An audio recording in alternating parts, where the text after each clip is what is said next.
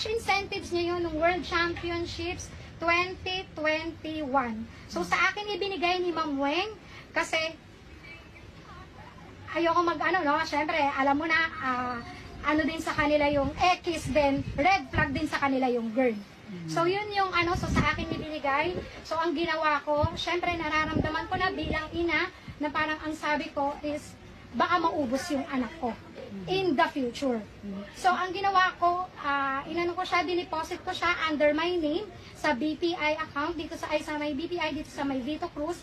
Then, pinahold ko siya, ginawa ko siyang bond for credit card.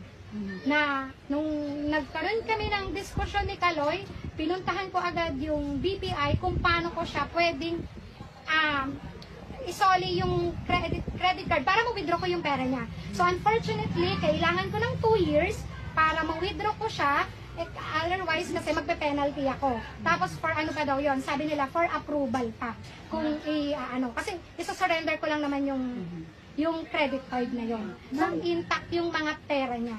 Sa tingin niyo, ma'am, ano ang naging mitsa dito sa hindi niyo pagkakaunawaan ng anak niyo ni Kaloy? Sa anak niyo na si Kaloy? Ang naging mitsa lang naman talaga, no, ever since is yung babae talaga. Kasi, yes, oo. Lalong lumaki, tapos na parang nagkaroon kasi ng training camp si Kaloy.